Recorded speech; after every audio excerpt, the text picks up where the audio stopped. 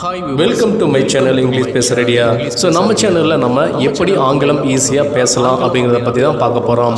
நம்ம டெய்லி லைஃப்பில் எப்படி ஆங்கிலம் ஈஸியாக கற்றுக்கலாம், எப்படி பேசலாம் அப்படிங்கிறத பற்றி ஸ்டெப் பை ஸ்டெப்பாக பார்க்கலாம்.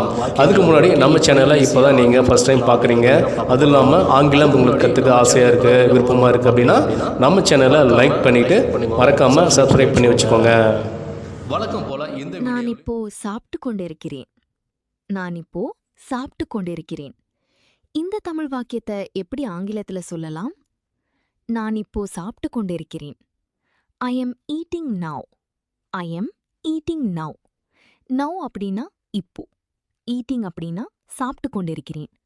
ஸோ நான் இப்போ சாப்பிட்டு கொண்டிருக்கிறேன் அப்படின்னா எப்படி சொல்லலாம்? I am eating now. இப்படிதான் சொல்லணும். சரியா? புரியுதா? அடுத்த வாக்கியம் பார்க்கலாம் வாங்க. அவன் என்னை அழைக்கிறான். அவன் என்னை அழைக்கிறான். இந்த தமிழ் வாக்கியத்தை எப்படி ஆங்கிலத்துல சொல்லலாம்? அவன் என்னை அழைக்கிறான்.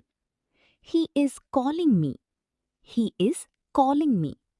He அப்படின்னா அவன், calling அப்படின்னா அழைக்கிறான்.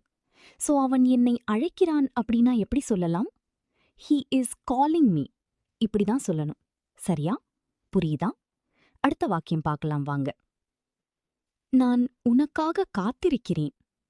நான் உனக்காக காத்திருக்கிறேன். இந்த தமிழ் வாக்கியத்தை எப்படி ஆங்கிலத்துல சொல்லலாம்? நான் உனக்காக காத்திருக்கிறேன். I am waiting for you. I am waiting for you. Waiting அப்படின்னா காத்திருக்கிறேன். ஸோ நான் உனக்காக காத்திருக்கிறேன் அப்படின்னா எப்படி சொல்லலாம்? I am waiting for you. இப்படிதான் சொல்லணும். சரியா? புரியுதா? அடுத்த வாக்கியம் பார்க்கலாம் வாங்க. அவள் பாடம் படிக்கிறாள். அவள் பாடம் படிக்கிறாள். இந்த தமிழ் வாக்கியத்தை எப்படி ஆங்கிலத்துல சொல்லலாம்? அவள் பாடம் படிக்கிறாள். She is studying. She is studying. Studying அப்படின்னா படிக்கிறாள். ஸோ அவள் பாடம் படிக்கிறாள் அப்படின்னா எப்படி சொல்லலாம்? She is studying. இப்படிதான் சொல்லணும். சரியா? புரியுதா? அடுத்த வாக்கியம் பார்க்கலாம் வாங்க. நான் வீட்டுக்கு போகிறேன். நான் வீட்டுக்கு போகிறேன். இந்த தமிழ் வாக்கியத்தை எப்படி ஆங்கிலத்துல சொல்லலாம்? நான் வீட்டுக்கு போகிறேன். I am going home.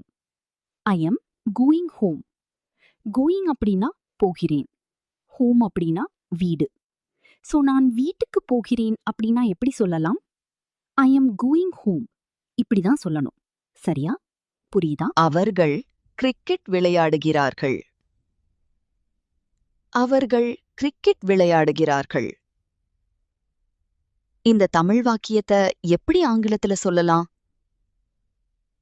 அவர்கள் cricket விளையாடுகிறார்கள். They are playing cricket. They are playing cricket. Playing அப்படின்னா விளையாடுகிறார்கள். சோ அவர்கள் கிரிக்கெட் விளையாடுகிறார்கள் அப்படின்னா எப்படி சொல்லலாம்? They are playing cricket. இப்படிதான் சொல்லணும். சரியா? புரியுதா? அடுத்த வாக்கியம் பார்க்கலாம் வாங்க. நான் உன்னுடன் பேசுகிறேன். நான் உன்னுடன் பேசுகிறேன். இந்த தமிழ் வாக்கியத்தை எப்படி ஆங்கிலத்துல சொல்லலாம்? நான் உன்னுடன் பேசுகிறேன். I am talking with you. I am talking with you. Talking அப்படின்னா பேசுகிறேன். சோ நான் உன்னுடன் பேசுகிறேன் அப்படின்னா எப்படி சொல்லலாம்? I am talking with you. இப்படிதான் சொல்லணும். சரியா? புரியுதா? அடுத்த வாக்கியம் பார்க்கலாம் வாங்க. அவன் கதவு திறக்கிறான். அவன் கதவு திறக்கிறான்.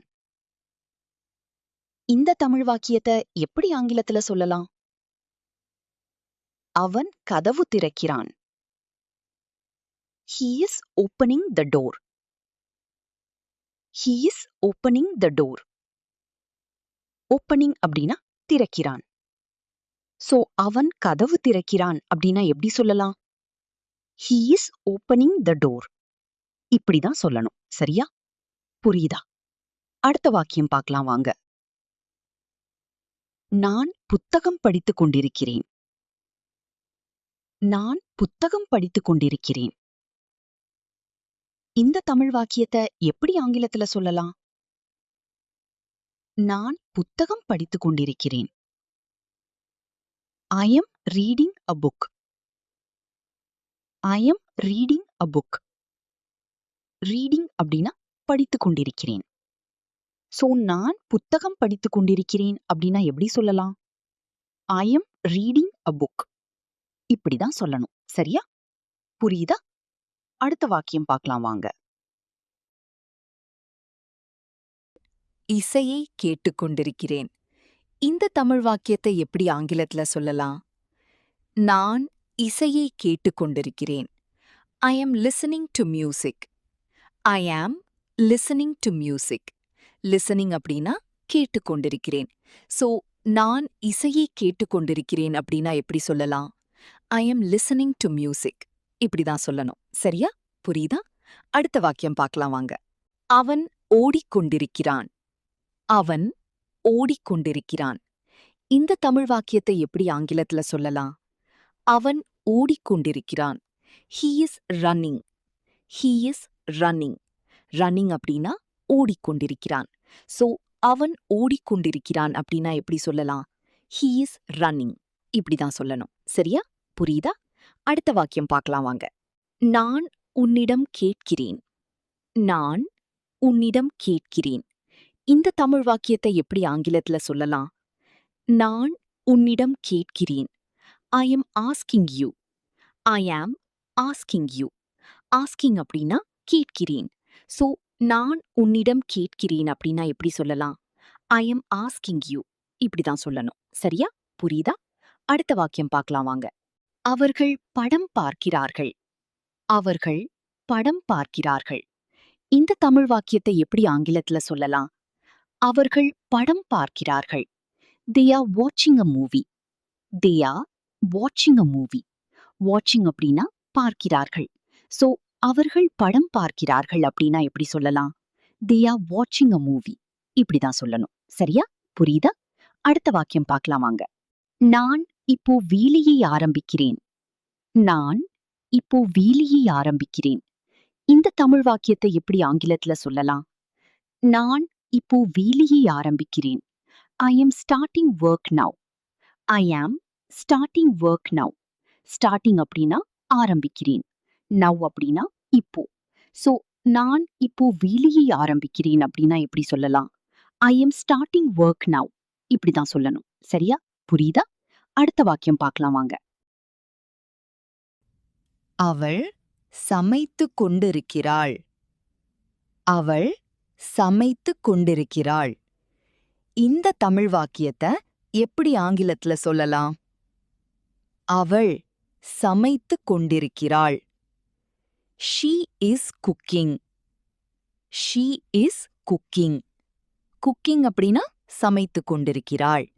சோ அவள் சமைத்துக் கொண்டிருக்கிறாள் அப்படின்னா எப்படி சொல்லலாம்? She is cooking. இப்படிதான் சொல்லணும்.